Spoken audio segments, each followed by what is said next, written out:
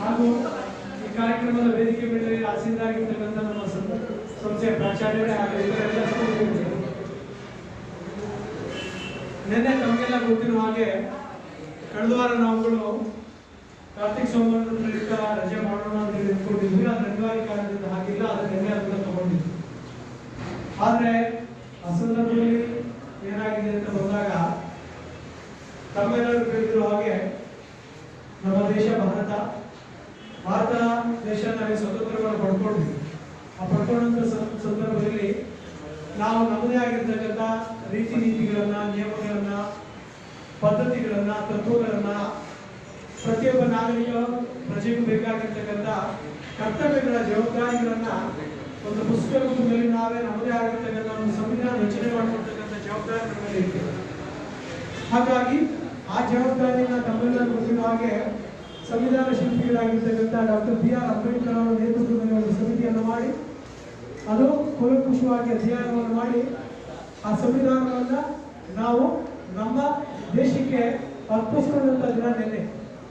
ಹಾಗಾಗಿ ಆ ಸಂವಿಧಾನಕ್ಕೆ ಅಲ್ಲಿರ್ತಕ್ಕಂಥ ತತ್ವಗಳಿಗೆ ಮತ್ತೆ ಅಲ್ಲಿ ನಮ್ಕೊಂಡಿರ್ತಕ್ಕಂಥ ಹಕ್ಕುಗಳನ್ನೆಲ್ಲವನ್ನು ಗೌರವಿಸ್ತಕ್ಕಂಥ ಅದನ್ನು ಅರ್ಪಿಸ್ಕೊಂಡಂತ ಆ ಸುದಿನವನ್ನ ಸಂವಿಧಾನ ದಿನವಾಗಿ ಆಚರಣೆ ಮಾಡ್ತಕ್ಕಂಥ ಪದ್ಧತಿ ನವೆಂಬರ್ 26ರಂದು ನಡ್ಕೊಂಡು ಬರ್ತಾ ಇದೆ. ಹಾಗಾಗಿ ನಿನ್ನೆ ಆ ಒಂದು ಕಾರ್ಯಕ್ರಮವನ್ನು ನಾವು ಮಾಡಲಿಕ್ಕಾಗದೇ ಇರೋದ್ರಿಂದ ಮತ್ತೆ ಸಂವಿಧಾನ ನಮ್ದೇನಿದೆ ವಿಶ್ವದಲ್ಲೇ ತುಂಬಾ ದೊಡ್ಡದಾಗಿರ್ತಕ್ಕಂಥ ಎಲ್ಲ ವರ್ಗದ ಜನರಿಗೂ ನ್ಯಾಯವಾಗಿರ್ತಕ್ಕಂಥ ಅವಕಾಶಗಳನ್ನು ಕೊಟ್ಟಿರ್ತಕ್ಕಂಥ ಸಂವಿಧಾನ, ಅದನ್ನ ಕೊಟ್ಟಂತ ಅದರ ಸಮಿತಿಯ ಅಧ್ಯಕ್ಷರಾಗಿದ್ದಂಥ ಡಾಕ್ಟರ್ BR ಅಂಬೇಡ್ಕರ್ ಅವರು ಸಹ ಗೌರವ ಸೂಚಿಸತಕ್ಕಂಥ ಒಂದು ಕಾರ್ಯಕ್ರಮ ಇಡೀ ದೇಶಾದ್ಯಂತ ನಡೆದಿದೆ. ಹಾಗಾಗಿ ನಿನ್ನೆ ನಮ್ಮಲ್ಲಿ ಸ್ಥಳೀಯ ರಜೆ ಮಾಡಲಾಗಿ ಇವತ್ತು ನಾವು ಆ ಕಾರ್ಯಕ್ರಮವನ್ನು ಹಮ್ಮಿಕೊಳ್ತಾ ಇದ್ದೀವಿ. ಹಾಗಾಗಿ ಪ್ರಥಮವಾಗಿ ಈ ಒಂದು ಕಾರ್ಯಕ್ರಮಕ್ಕೆ ಈ ಸಂವಿಧಾನ ದಿನದ ಆಚರಣೆಯ ಪ್ರತಿಜ್ಞಾವಿಧಿಯನ್ನು ಸ್ವೀಕರಣೆ ಮಾಡ್ತಕ್ಕಂಥ ಈ ಒಂದು ಕಾರ್ಯಕ್ರಮಕ್ಕೆ ನಮ್ಮ ಸಂಸ್ಥೆಯ ಪ್ರಾಚಾರ್ಯರನ್ನು ಆತ್ಮೀಯವಾಗಿ ಸ್ವಾಗತಿಸ್ತಾ ಇದ್ದೇವೆ. ಮತ್ತೆ ಈ ಸಂದರ್ಭದಲ್ಲಿ ನಮ್ಮ ಸಂಸ್ಥೆಯ ಹಿರಿಯ ತರಬೇತಿ ನಡೆಸ್ತಾ ಇರ್ತಕ್ಕಂಥ ನಮ್ಮ ಹಿರಿಯ ತರಬೇತಿ ಅಧಿಕಾರಿಗಳಾಗಿರ್ತಕ್ಕಂಥ ಜಯಶ್ರೀಯವರು ಹಾಗೆ ನಮ್ಮೊಂದಿಗೆ ಗಂಗಾಧರ್ ಅವರು ಈ ದಿನ ವೇದಿಕೆ ಮೇಲೆ ಆಸೀನರಾಗಿದ್ದಾರೆ. ಅವರನ್ನ ಸಹ ಈ ಒಂದು ಕಾರ್ಯಕ್ರಮಕ್ಕೆ ಆತ್ಮೀಯವಾಗಿ ಸ್ವಾಗತಿಸ್ತಾ ಇದ್ದಾರೆ.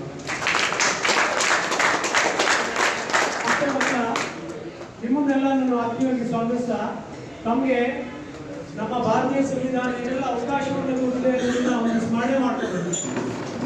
ಪ್ರತಿಯೊಬ್ಬ ನಾಗರಿಕರಿಗೂ ತನ್ನ ಕರ್ತವ್ಯ ಏನು ಮತ್ತೆ ತನಗಿರ್ತಕ್ಕಂಥ ಹಕ್ಕುಗಳೇನು ಅದನ್ನ ನಾವು ತಿಳ್ಕೊಂಡಾಗ ನಮ್ಗೆ ಈ ಸಂವಿಧಾನ ಎಷ್ಟೆಲ್ಲ ಅವಕಾಶವನ್ನು ಕೊಟ್ಟಿದೆ, ಎಷ್ಟೆಲ್ಲ ನ್ಯಾಯವಾಗಿರ್ತಕ್ಕಂಥ ತತ್ವಗಳನ್ನು ಕೊಟ್ಟಿದೆ, ಅದರಲ್ಲಿ ಎಷ್ಟೆಲ್ಲ ಮೌಲ್ಯಗಳಿದೆ, ಆದರ್ಶಗಳಿದೆ, ಪ್ರಪಂಚಕ್ಕೆ ಮಾದರಿಯಾಗಿದೆ ಸಂವಿಧಾನ ಅನ್ನೋದು ನಮಗೆ ಅರ್ಥ ಆಗುತ್ತೆ. ಆದ್ರೆ ಯುವಜನರು ನೀವು ಅದ್ರ ಬಗ್ಗೆ ಕಾಳಜಿ ವಹಿಸ್ತಾರೆ.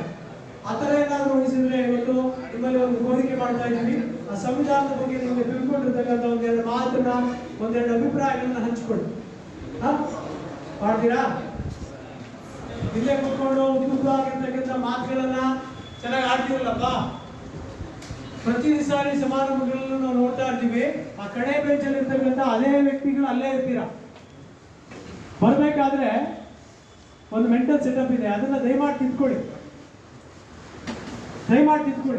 ನಮ್ಮ ದೇಶ ನಮ್ಮನ್ನ ಎಷ್ಟೆಲ್ಲ ಪ್ರೀತಿಪೂರ್ವಕವಾಗಿ ಸ್ವಾತಂತ್ರ್ಯದಿಂದ ಸರ್ವ ಧರ್ಮಕ್ಕೂ ಸಮಾನವಾಗಿರ್ತಕ್ಕಂಥ ಅವಕಾಶಗಳನ್ನ, ಗೌರವವನ್ನ, ಆದರ್ಶಗಳನ್ನ ನಮ್ಮ ದೇಶ ಕೊಟ್ಟಿದೆ. ಯಾವುದೇ ರೀತಿ ಜಾತಿ ಭೇದ ಇಲ್ಲ, ಲಿಂಗ ಭೇದ ಇಲ್ಲ. ಪುರುಷರಿಗೂ ಸಮಾನತೆ ಇದೆ, ಸ್ತ್ರೀಯರಿಗೂ ಸಮಾನತೆ ಇದೆ, ಇತರ ವರ್ಗಕ್ಕೂ ಸಮಾನತೆ ಇದೆ. ಮಕ್ಕಳಿಗೆ ಬೇಕಾಗಿರ್ತಕ್ಕಂಥ ಹಕ್ಕುಗಳನ್ನ ಕೊಟ್ಟಿದೆ. ಪ್ರತಿಯೊಬ್ಬ ನಾಗರಿಕರು ನಾನು ಯಾವುದೇ ಭಾಷೆ ಮಾತಾಡ್ತಕ್ಕಂಥ, ಯಾವುದೇ ಕಲ್ಚರ್ನ ಅನುಸರಿಸ್ತಕ್ಕಂಥ, ದೇಶದ ಎಲ್ಲೇ ಹೋದ್ರೂ ನಾನು ಬದುಕಿಗೆ ಬೇಕಾಗಿರ್ತಕ್ಕಂಥ ಸ್ವಾತಂತ್ರ್ಯವನ್ನ ನಮ್ಮ ಸಂವಿಧಾನ ನಮಗೆ ಕೊಟ್ಟಿದೆ. ನಾನು ಹಿಂದೂ, ನಾನು ಮುಸಲ್ಮಾನ, ನಾನು ಕ್ರಿಶ್ಚಿಯ, ಯಾರು ಏನೇ ಆದ್ರೂ ಎಲ್ಲ ಧರ್ಮವನ್ನ ಗೌರವಿಸ್ತಕ್ಕಂಥ, ಇತರ ಧರ್ಮವನ್ನ ನಾವು ಯಾವುದೇ ರೀತಿ ಕೀಳಾಗಿ ಕಾಣಬಾರ್ದು ಅನ್ನೋ ಒಂದು ಕಟ್ಟುಪಾಡನ್ನು ಸಹ ಕೊಟ್ಟಿದೆ. ಆದ್ರೆ ಇದ್ರ ಬಗ್ಗೆ ನಮಗೆ ಜಾಗೃತಿ ಇಲ್ಲ ಅಲ್ಲ. ಅದನ್ನ ತಿಳ್ಕೊಳ್ತಕ್ಕಂಥ ಪ್ರಯತ್ನವನ್ನು ಮಾಡಿದ್ರೆ ಅವಾಗ ನಮ್ಮ ದೇಶ ನಮಗೆಲ್ಲ ಎಷ್ಟು ಅವಕಾಶವನ್ನು ಕೊಟ್ಟಿದೆ ಅನ್ನೋದು ನಮಗೆ ಗೊತ್ತಾಗುತ್ತೆ. ಹಾಗಾಗಿ ಆ ಸಂವಿಧಾನ ನಮ್ಗೆ ಏನೆಲ್ಲ ಹಕ್ಕುಗಳನ್ನ ಕೊಟ್ಟಿದೆ ಅದನ್ನ ಸ್ಮರಿಸ್ತಕ್ಕಂಥ ಚಿಕ್ಕದಾಗಿ ಆ ಪ್ರತಿಜ್ಞಾವಿಧಿಯನ್ನ ನಾವು ಸ್ವೀಕರಣೆ ಮಾಡತಕ್ಕಂಥ ಕೆಲಸವನ್ನು ಮಾಡಬೇಕಾಗಿದೆ. ಅದಕ್ಕೆ ಒಂದು ಇದರ ಬಗ್ಗೆ ಒಂದೆರಡು ಮಾತು. ಹಾಗಾಗಿ ಈಗ ಈ ಕಾರ್ಯಕ್ರಮವನ್ನ ಚಿಕ್ಕದಾಗಿ ಇದೇನಿಲ್ಲ ನಿನ್ನೆ ದೇಶಾದ್ಯಂತ ತಗೊಂಡಾಗ ಎಲ್ಲ ಶಾಲೆಗಳಲ್ಲಿ, ಕಚೇರಿಗಳಲ್ಲಿ, ಸಾರ್ವಜನಿಕ ಸ್ಥಳಗಳಲ್ಲಿ ಒಂದು ಸಂಘ ಸಂಸ್ಥೆಗಳ ಮೂಲಕ ಸಂವಿಧಾನದಲ್ಲಿ ಕೊಟ್ಟಿರ್ತಕ್ಕಂಥ ಪ್ರತಿಜ್ಞಾವಿಧಿಯನ್ನು ಸ್ವೀಕರಣೆ ಮಾಡತಕ್ಕಂಥ ಕೆಲಸವನ್ನು ನಡೆದಿದೆ. ಇಂದು ನಾವು ಆ ಕೆಲಸವನ್ನು ಮಾಡೋಣ.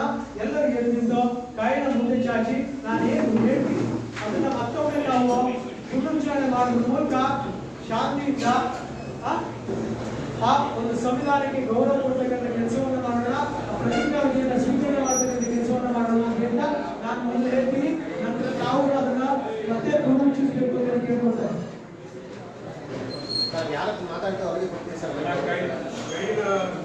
ನಿಮ್ಮ ಬಲಗೈನ ಮುಂದೆ ತರಲಿ.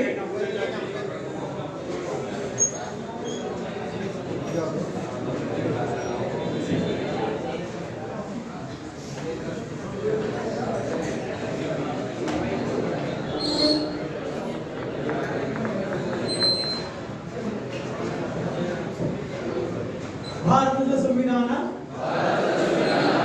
ಪೀಠಿಕೆ. ಇಂದು ನಾವು ನಮ್ಮ ಸಂವಿಧಾನದ ಪ್ರತಿಜ್ಞಾವಿಧಿಯನ್ನ ಸ್ವೀಕರಣೆ ಮಾಡ್ತಾ ಇದ್ದೇವೆ. ಭಾರತದ ಜನತೆಯಾದ ನಾವು ಭಾರತವನ್ನು ಸಾರ್ವಭೌಮ, ಸಮಾಜವಾದಿ, ಧರ್ಮ ನಿರಪೇಕ್ಷ, ಪ್ರಜಾಸತ್ತಾತ್ಮಕ ಗಣರಾಜ್ಯವನ್ನಾಗಿ ರೂಪಿಸುವುದಕ್ಕಾಗಿ ಭಾರತದ ಎಲ್ಲ ಪ್ರಜೆಗಳಿಗೆ ಸಾಮಾಜಿಕ, ಆರ್ಥಿಕ ಮತ್ತು ರಾಜಕೀಯ ನ್ಯಾಯವನ್ನು ವಿಚಾರ, ಅಭಿವ್ಯಕ್ತಿ, ನಂಬಿಕೆ, ಧರ್ಮ ಮತ್ತು ಉಪಾಸನೆಯ ಸ್ವಾತಂತ್ರ್ಯವನ್ನು, ಸ್ಥಾನಮಾನ ಮತ್ತು ಅವಕಾಶಗಳ ಸಮಾನತೆಯನ್ನು ದೊರೆಯುವಂತೆ ಮಾಡುವುದಕ್ಕಾಗಿ ವ್ಯಕ್ತಿ ಗೌರವ, ದೇಶದ ಏಕತೆ ಮತ್ತು ಸಮಗ್ರತೆಗಾಗಿ ಎಲ್ಲರಲ್ಲಿ ಭ್ರಾತೃತ್ವ ಭಾವನೆಯನ್ನು ಮೂಡಿಸುವುದಕ್ಕೆ ದೃಢ ಸಂಕಲ್ಪ ಮಾಡಿ ನಮ್ಮ ಸಂವಿಧಾನ ಸಭೆಯಲ್ಲಿ 1949ನೇ ಇಸವಿಯ ನವೆಂಬರ್ ತಿಂಗಳ 26ನೇ ದಿನದಂದು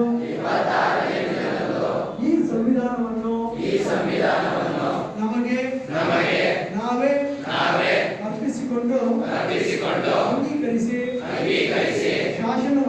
ಶಾಸನವಾಗಿ ವಿಧಿಸಿಕೊಂಡಿದ್ದೇವೆ. ಈ ಸಂವಿಧಾನವನ್ನ ನಮ್ಮ ಭಾರತ ಶಿಲ್ಪಿ ಡಾಕ್ಟರ್ ಬಿ.ಆರ್. ಅಂಬೇಡ್ಕರ್ ಅವರು ನಮಗೆ ರಚನೆ ಮಾಡಿಕೊಟ್ರು. ಹಾಗಾಗಿ ಅವರಿಗೆ ನಾವು ಗೌರವ ಕೊಡ್ತಕ್ಕಂಥ ಕೆಲಸವನ್ನು ಸಹ ಈಗ ಮಾಡಿದ್ವಿ. ಹಾಗಾಗಿ ಮತ್ತೊಮ್ಮೆ ಎಲ್ಲರೂ ಬಾಬಾ ಸಾಹೇಬ್ ಅಂಬೇಡ್ಕರ್ ಅವರಿಗೆ ಒಂದು ಪೂಜನೀಯವಾಗಿರ್ತಕ್ಕಂಥ ಧನ್ಯವಾದಗಳನ್ನು ಈ ಸಂದರ್ಭದಲ್ಲಿ ಅರ್ಪಿಸ್ತಕ್ಕಂಥ ಕೆಲಸವನ್ನು ಮಾಡೋಣ.